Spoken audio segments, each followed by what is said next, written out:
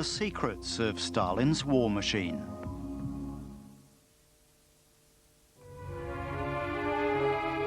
May 1945, and Hitler's Reich has fallen. The conquering Red Army has marched into Berlin and ended the war in Europe. In Moscow, Joseph Stalin celebrated this great victory in front of his own adoring people. Now he was the leader of a great nation, equal to the superpowers. No one could deny his place in history. Stalin was the man who triumphed in World War II. He won an empire. He finished World War II with the prestige of a world conqueror.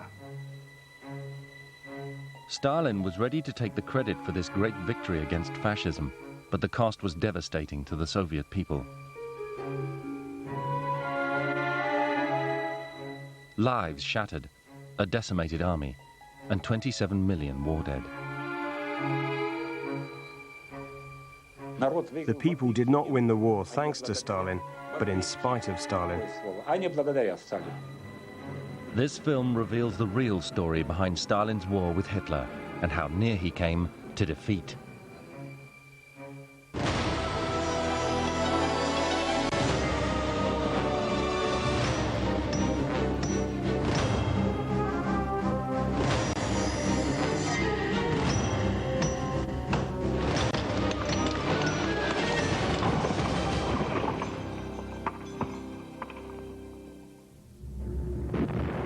The Soviet Union's victory over Germany in the Second World War was paid for with heavy casualties.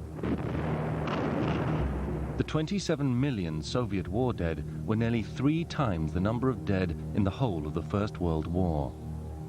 Stalin led his country to this disaster, but then presented a very different picture to the world. He wanted to liquidate anybody who knew about his miserable failures in the war during 41 and 42. He wanted history to remember him as the great victor, not as the frightened politician who was scared as hell of Hitler.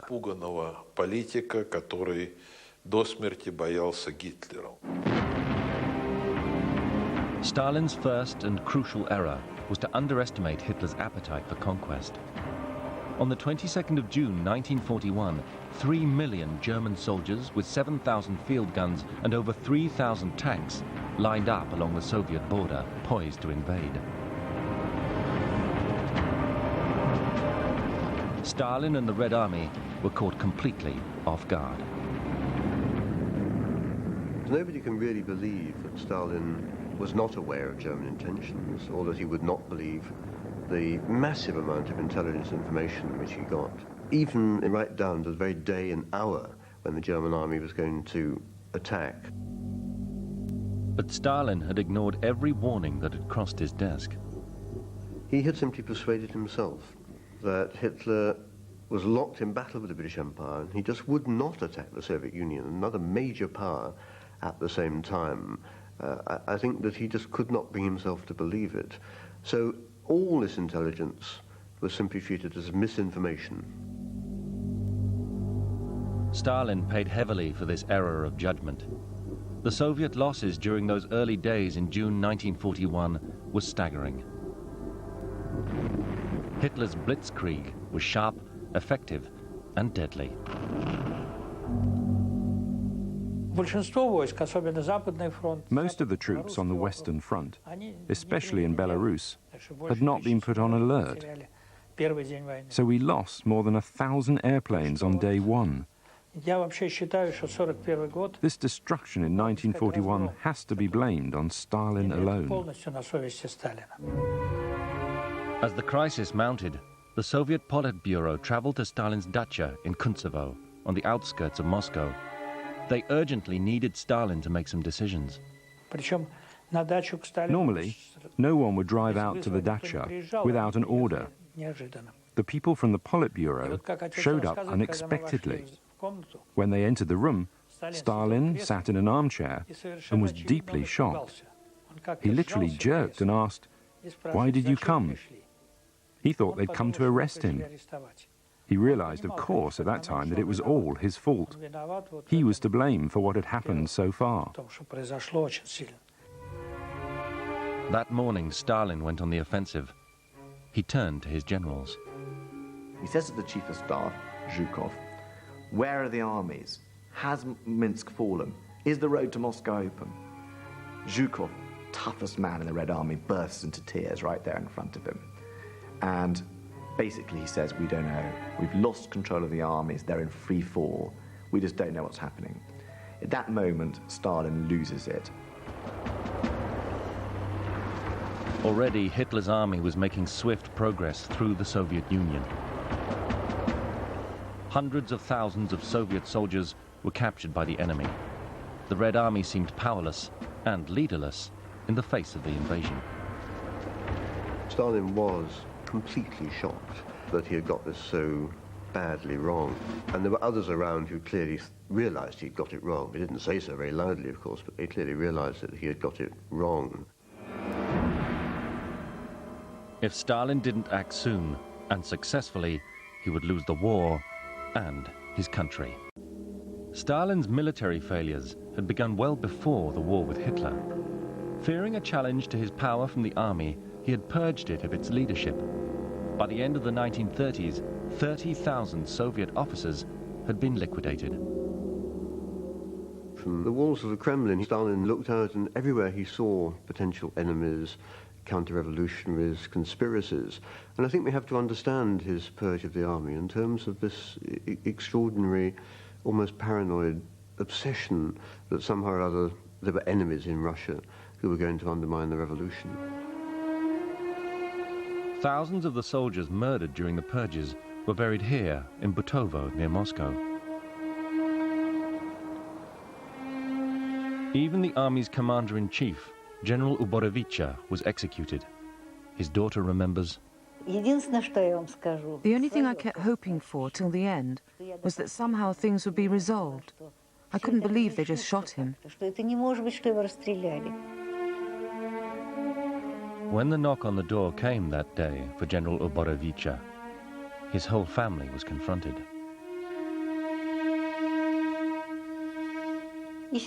They said, "Take a suitcase for your daughter and for yourself." And I still recall vividly that my mother kept asking, "Where does the child go?" They wouldn't tell her, only, "She won't die." And then they took them away in a little green car, and then they came to pick me up.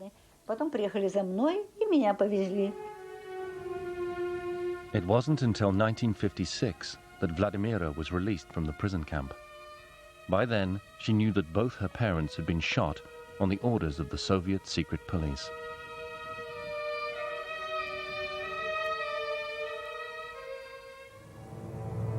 While the Soviet army was in chaos, Adolf Hitler was focused and making his intentions very clear.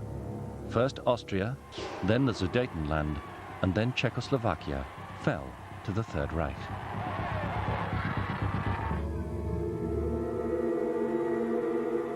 At his Kuntsovo dacha, Stalin met with the Politburo. He knew he couldn't remain isolated from the impending war. Stalin knew that war would come with Hitler sooner or later. The West was not able to provide him any guarantees or security in this way. He realized he was going to have to make a pact to delay the war. In 1939, negotiations with Britain and France turned out to be unproductive, so Stalin decided to meet with Hitler's representatives.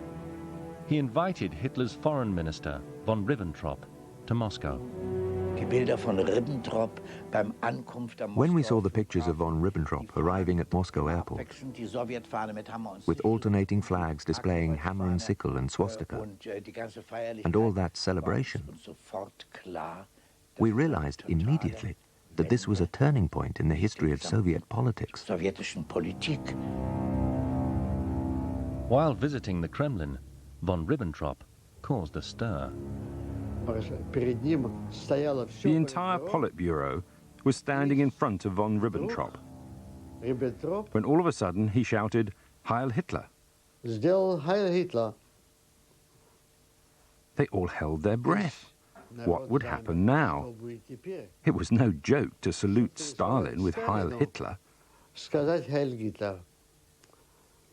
But Stalin reacted in an absolutely unusual and astounding manner. He grabbed the tail of his long jacket, took a bow and curtsied. There was an enormous burst of laughter.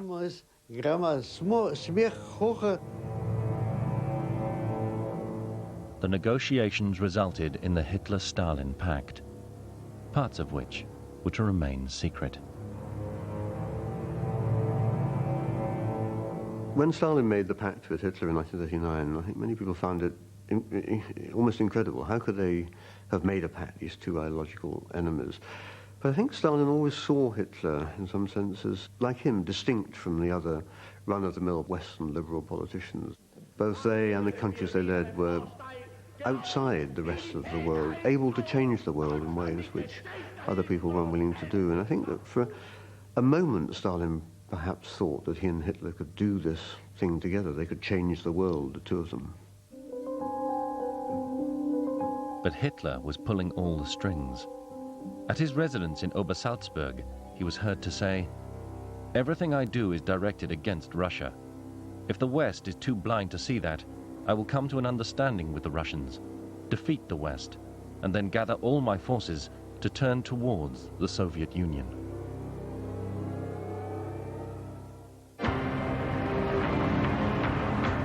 But Poland was the first casualty of the pact. On the 1st of September 1939, the German army invaded. Within a few days, Britain and France declared war on Germany, and the Second World War had started.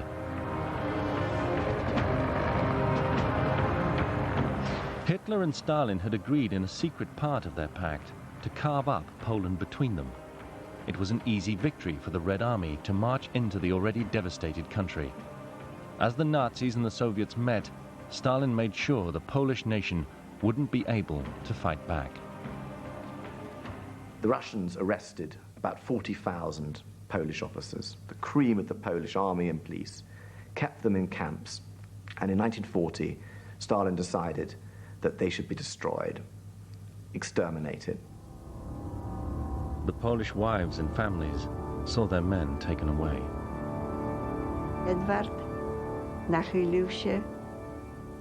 My husband Edward kissed our son Andrzejek, kissed little Yaku, whom I held in my arms, and then he kissed me. He bid us farewell and never returned. Only later did Janina Kremke learn what had happened to her husband from a newspaper article.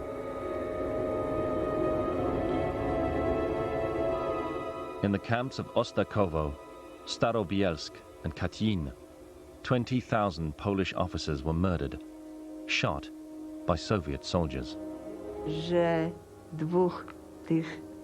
If I only think how 2 NKVD men held them, and a third one stood behind and shot. It seems to me like I can hear that shot, see it happen, how they died in this way.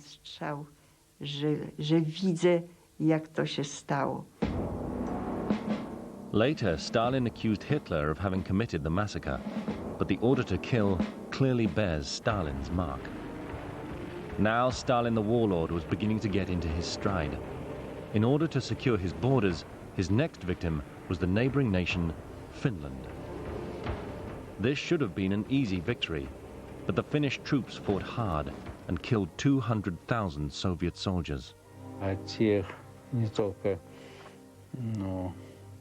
The bloodshed was horrific. We had enormous losses.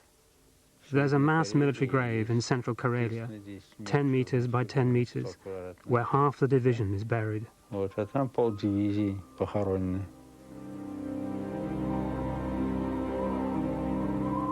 Pictures like these stayed hidden from the Soviet people. They were told only of the victory, not the bloodshed. Stalin praised this so-called victory on this tiny front as a symbol of triumph in any war, any future conflict with the imperialist enemy. Today we know, of course, that it wasn't a victory, but the worst defeat in the history of the Red Army. Это была не победа, это было тяжелейшее поражение Красной Армии. In the summer of 1940, Hitler's forces had conquered much of Europe. After the fall of France, Hitler was at the apex of his power. Stalin was deeply afraid of Hitler because his entire calculation collapsed, which had been based on the assumption that Hitler would get bogged down on the Western Front. At this point, Stalin made his next error of judgment. He kept faith in his pact with Hitler and refused to see that Hitler was playing his own game, ready to abandon the pact at any time. Stalin ignored the threat. He truly believed what Hitler said, and that was one of his most severe and most absurd political mistakes, for which our country and our people had to pay very dearly. Fresh military intelligence from Germany was arriving in Moscow. Hitler was sure to abandon the pact and attack the Soviet Union. Stalin refused to believe the information. Stalin never trusted intelligence. Having been a double or treble agent himself with the Tsarist secret police, he distrusted all intelligence reports by their very nature. But more than that, he just couldn't bring himself to believe that he'd got it wrong. And the more he insisted war wasn't coming, the more deluded he became. He used to say, doesn't Hitler realize that Russia isn't like France or England? It's worth 5 or 6 of those. And Hitler never did grasp that. And of course, it was Stalin's biggest mistake in his career. Hitler wasn't afraid of Stalin or the Soviet Union. He gathered his 3 million troops on the Soviet border and at dawn on June the 22nd, 1941, broke through the Red Army defenses. Stalin had badly misjudged the threat from Hitler. He left Moscow and laid low in his dacha. The humiliation of getting everything so wrong catches up with him. He loses his confidence, and he actually says, we've screwed up. Lenin left us a state, and we've destroyed it. He drives out to his dacha at Kuntsevo, and for 3 days he stays there. He won't answer any phone calls, he won't give any orders, he won't see anybody. And it's basically he's having a sort of nervous breakdown. But his top people around him actually believe he's also playing to the gallery a little bit. And of course they're right, because in fact Stalin is testing them, and he's also saying to them, if you want to handle the war, you can do it better than me, by all means. But if you can't, come and reappoint me, come and re-elect me, and make me the Supremo. And after 3 days, they come on bended knee, and they beg him to come back as Minister of Defense, Supreme Commander-in-Chief, the one and only Stalin. And then Stalin staged his comeback. At last he had done something right. He had persuaded his generals to back him. Now all he needed was the support of the people. Братья и сестры, вместе с Красной Армией за защиту Родины поднимается весь советский народ. Красная Армия и Красный флот, преодолевая многочисленные трудности, самоотверженно рвутся за каждый. When Stalin finally spoke to the Soviet people, it was an extraordinarily important moment. I think a great many people had wondered what had happened to him. They wanted to hear from him. He was the father of the Soviet people, of the revolution. And suddenly here he was speaking to them again, and I think it had an extraordinary impact on a great many Soviet citizens. At last they felt, here he is, he's back, he's in control, perhaps we'll win.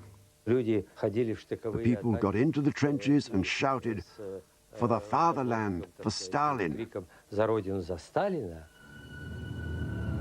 As the Soviet people rallied behind Stalin, he was faced with the true scale of his military disasters.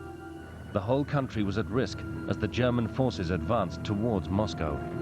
If Moscow fell, the country would likely follow. As Hitler's army fought triumphantly towards Moscow, Stalin had shown himself wanting as a military leader. He did, though, have one enormous advantage over Hitler: massive reserves of manpower. Throughout the winter of 1941, the Soviet troops suffered huge losses. Like Hitler, Stalin saw this in terms of the historical process, that deaths were a necessary cost so that the revolution could be achieved, or the world proletariat could be freed. In that sense, he simply detached himself from human feeling. He was an instrument of history. He was not any longer a real human being. The Russians suffered heavy losses. As soldiers, we often watched huge waves of attackers just being gunned down. I would say, for every German casualty, there were 10 on the Russian side. Their officers ran behind them, and when the troops did not advance, their own officers would shoot them from behind. Those who surrendered were considered traitors by their warlord. Those found wanting in the spirit of sacrifice faced court-martial. Vladlen and Kishkin watched while a soldier tried to explain why he'd been missing.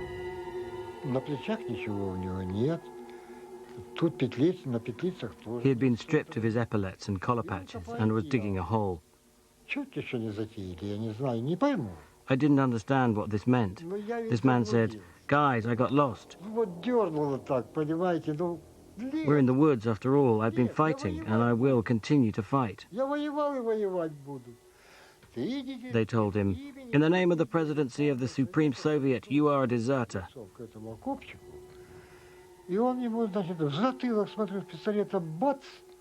He had to stand facing the pit, and then I saw someone shooting him in the neck with a pistol. And I saw him falling backwards.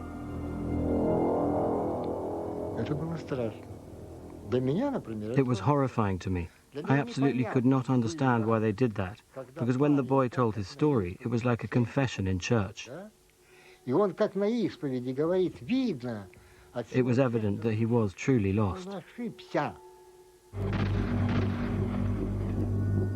Not a day passed without executions of so-called enemies of the people, alleged cowards, deserters, traitors. All this was done on Stalin's order. Nobody was allowed to discuss it or correct it, and thus masses of Soviet officers and enlisted men were killed.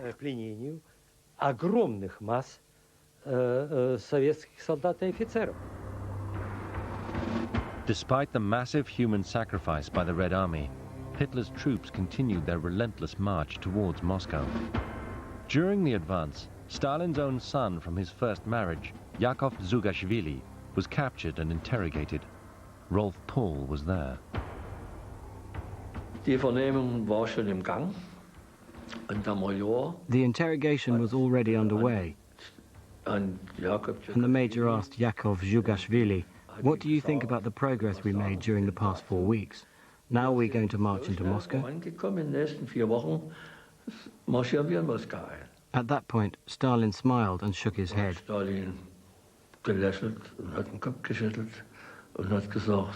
"You are never going to enter Moscow," he said. "My father made sure all the houses are booby-trapped, and you will never enter the city." And the major replied, "We'll see about that."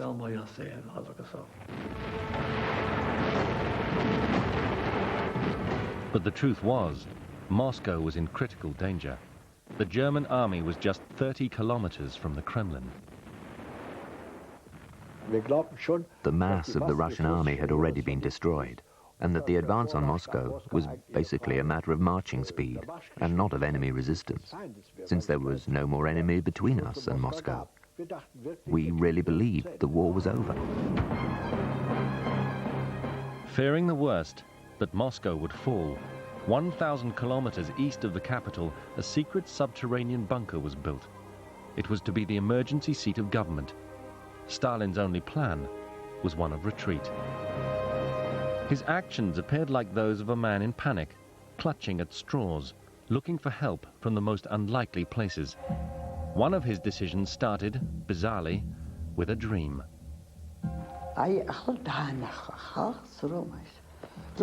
A priest told Stalin about a dream he had.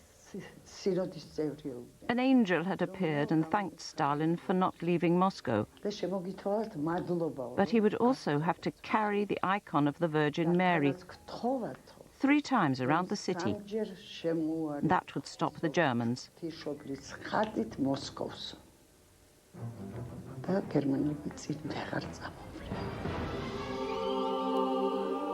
Stalin used an aeroplane. He ordered it to circle above Moscow with its unusual cargo, an icon of the Holy Virgin of Tikhvin, the patron saint of the Russian soldiers. The tyrant who had ordered the destruction of the church and its priests now called upon their support. The churches were allowed to open their doors again, and with Stalin's blessing, the Patriarch of Moscow made this plea. Божиею помощью наша доблестная русская армия изгонит фашистскую нечисть из пределов нашей Родины. By way of thanks for its support, Stalin gave the church a major concession. 21 октября 1941 года. On the 21st of October, Stalin told the priest Sergei, "We will get everybody back who is still alive." If there were any priests in the camps who died after 1941, they were the forgotten ones, those who they really could not find. Если и были смерти священников в лагерях, то это же просто как бы забытые. Их действительно не могли найти. The winter of 1941 saw Stalin's first success in the war. His top general, Zhukov, persuaded him to withdraw his troops from Siberia and bring them in to defend Moscow. It was a masterstroke. Moscow was saved, and Hitler no longer appeared invincible. Stalin's role in the Battle of Moscow was very important, not because he understood the strategy, because in the end, this was the first major battle in which he relied on that great Soviet commander, General Zhukov. What was important was Stalin's decision that he would stay in the capital, with the German army only a matter of kilometers away. And I think this was an extraordinarily dramatic and important moment in the war. Moscow was safe, but Leningrad, the historic capital city of Russia under the Tsars, had been under siege by the German army since September 1941. Stalin showed his ruthlessness here. He could have evacuated the city, but he wanted every citizen to make the ultimate sacrifice for the Soviet state. The people of Leningrad stayed, under constant fire from the Germans. For a while there was shooting, and then there was silence. Why? The Germans shouted something inconceivable, which I hesitate to repeat here. They called, "You are going to die one way or another. The city is going to die." Leningrad became a symbol for the suffering of the civilian population. The first ones to die were the children and the old people.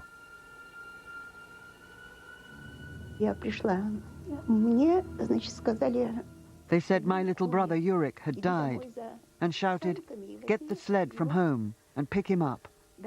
I didn't know how to tell my mother.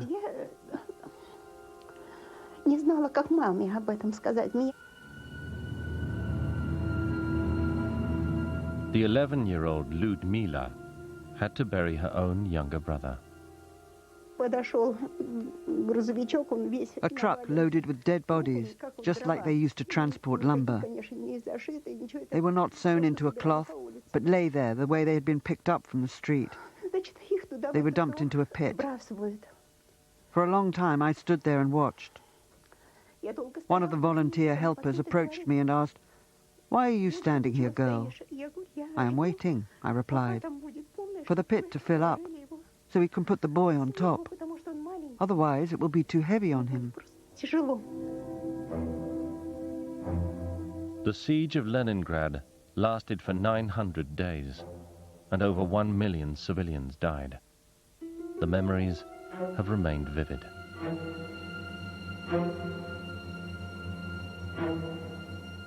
It was fear and a terrible hatred. I was still a child, but the hatred I felt was so strong that I don't know what I would have done to them. In the spring of 1942, the German army was back on the move. This time their target was Stalingrad and the oil wells of the Caucasus. There was no doubt what was at stake.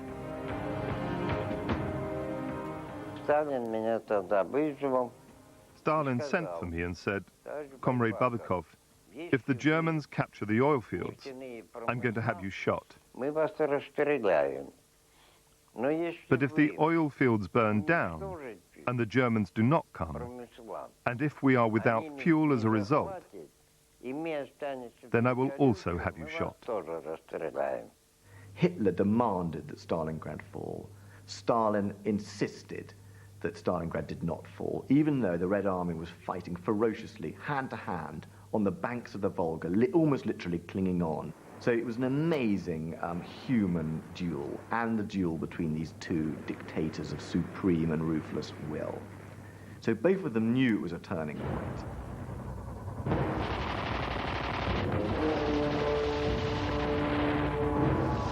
The key moment of the battle for Stalingrad came as the Germans were pouring their forces into the center of the city. Stalin was in conference with his generals. He noticed that Marshal Zhukov and Vasilevsky, two of his top generals, are whispering. And with very good hearing, Stalin's senses were always terrifyingly acute. He said, "I can hear you're talking about something, and I can hear you're talking about how to solve Stalingrad." And he said, "Come back tomorrow morning and give me the plan of how we will surround the German forces." And they come back the next morning with this plan, and Stalin says, "Fine. No one is to know about this except you and us two, and you two and me, and and set about it. Do it." Stalingrad is saved, the ultimate turning point in the Second World War, but also the moment when Stalin becomes an efficient and competent supreme commander. Stalin made sure that the generals kept the secret. It would always look as if it was Stalin's plan that saved Stalingrad. In fact, the generals were now in control. He only confirmed their decisions. Only on occasion, when he meddled with their business, things would turn bad. When the Germans surrendered at Stalingrad, Field Marshal von Paulus was taken prisoner. A plan was suggested to exchange von Paulus for Stalin's captured son, Yakov. Stalin showed his characteristic ruthlessness.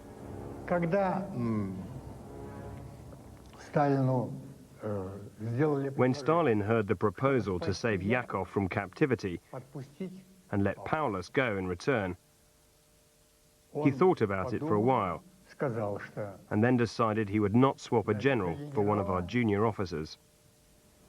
Военнопленного офицера, младшего офицера не меняют. Stalin had never forgiven his son for surrendering to the Germans in the early days of Hitler's invasion of the Soviet Union. The prisoner exchange did not happen, and Yakov died in 1943 at the Sachsenhausen concentration camp. I'm often asked whether I hate Stalin for not bartering my father for Field Marshal Paulus. Well, I certainly would have had a better life if my father had been alive. But I usually reply that Stalin had no choice. Stalin was, after all, the man of steel.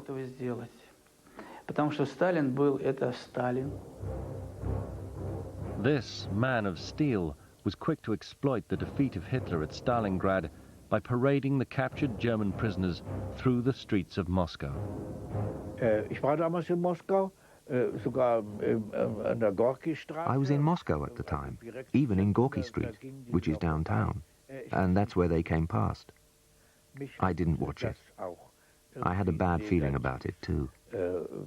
Fighting fascism was one thing, but parading German officers and servicemen through the capital, I did not go to watch that. Nicht deutsche kriegsgefangene Soldaten und Offiziere durch die Hauptstadt führen. Ich bin da nicht hingegangen. 40,000 prisoners of war were put on display by Stalin. I went to the Red Square with a friend of mine whose husband was killed in the war at the front. And we stood and saw these animals as we thought.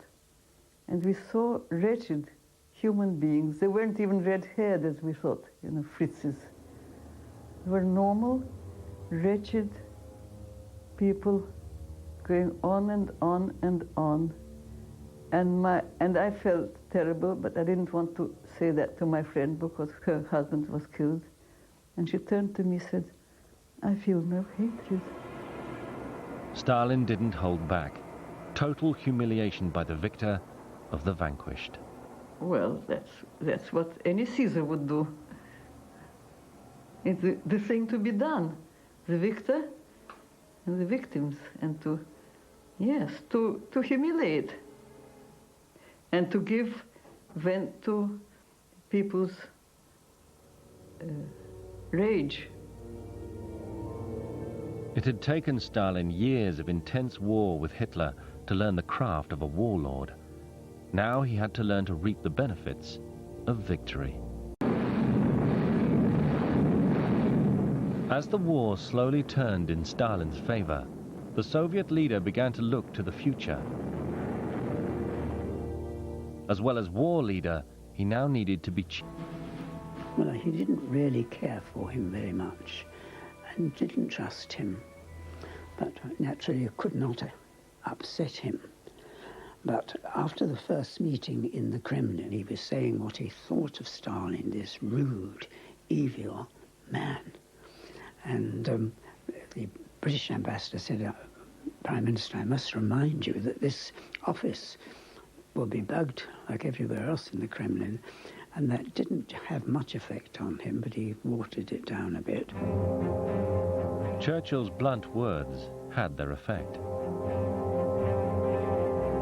Next day, when Winston went to see Stalin, he was so charming, because he'd had a transcript of what Winston said about him, this evil man. He said to Winston, don't go back today. He said, I'd like you to stay another day or two, and I've arranged a banquet in the Kremlin for you and your staff. Churchill had always opposed Soviet communism, but now said he was happy to work with the devil if it helped defeat fascism.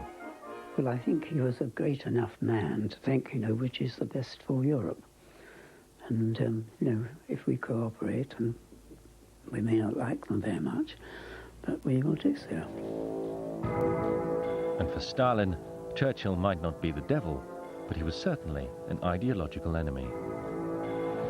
Churchill was quite clearly a representative of this capitalist imperialist system that Bolshevism detested, but Stalin couldn't help liking Churchill as a personality. He was forceful, he knew what he wanted, he wouldn't brook criticism. In some ways there were some curious similarities between the two men. The Soviets received enormous amounts of military hardware from the United States and Britain, supplies that would make a decisive difference. But Stalin wanted more from his Western allies. He wanted a second front. It's part of different philosophies. For Stalin, victims didn't count. His own people didn't count. They were just statistics. And of course,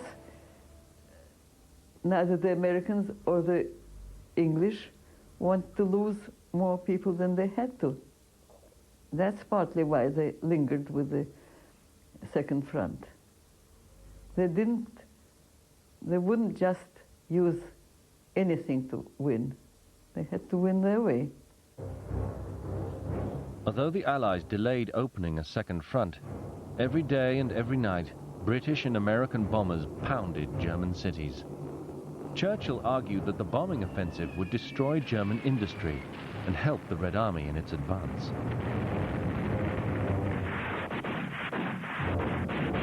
The second front on land was not opened until June 1944. D-Day, the Normandy invasion. It was the beginning of the end for Hitler, and the Allies now began to make plans for the post-war era.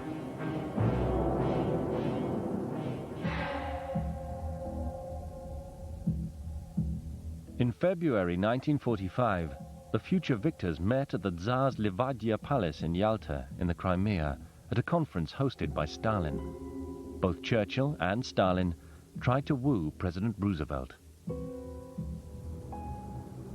Stalin and Churchill were fighting for Roosevelt's soul, and the fight went even in the placements. Where should Roosevelt be? Stalin wanted to be nearer him. And it seems that Stalin won.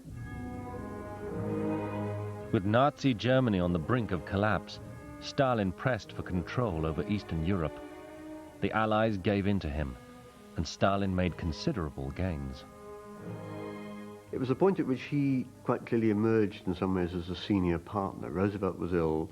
Churchill, too, was tired and knew he was facing all kinds of problems at home. Stalin arrived more or less knowing what he wanted, at the head of a Red Army that had destroyed German forces in Europe. And I think that he came here, in some sense, as the real victor of the war. In April 1945, the Red Army launched its final offensive against Berlin.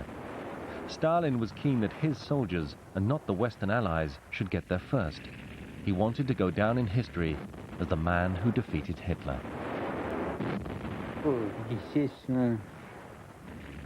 It was important for him to reach Berlin before General Eisenhower, especially since there was no resistance in the approach from the Western Front.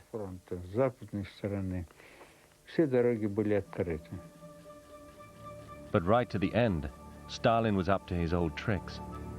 He gave identical orders to two of his generals, Zhukov and Konev. They both raced to capture Berlin, regardless of cost to their own soldiers. It was unavoidable under these circumstances, when Zhukov and Konev attacked at the same time, that there was some crossover, and it wasn't always clear who was friend and who was foe.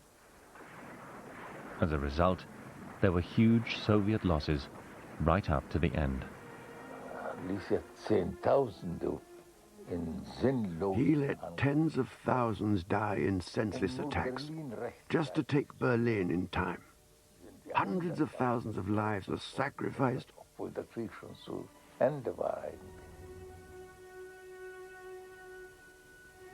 Behind the lines, tens of thousands of civilians became victims to the advancing army. Stalin had only vengeance for the German people.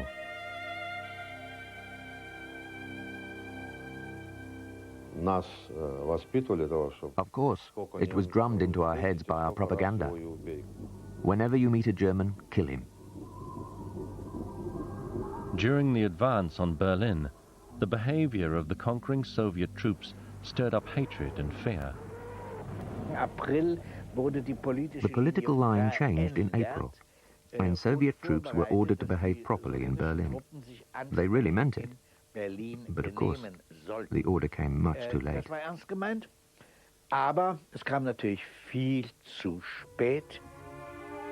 In May 1945, the Soviet army reached its goal, Berlin. Hitler was dead, and the war in Europe was over. In Hitler's bunker in the destroyed chancellery of the Reich, a body was found. It was Hitler, but nobody was to know.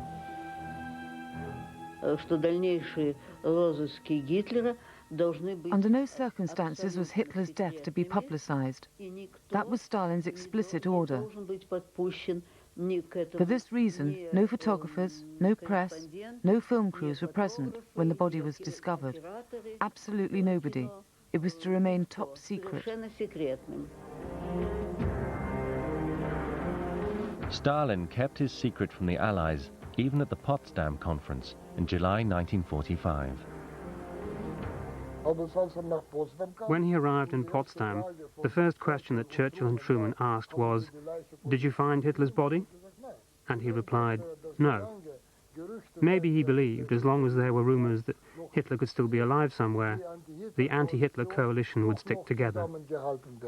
He was now bathe in the reverence, bathe in the prestige of being the world conqueror that he'd become.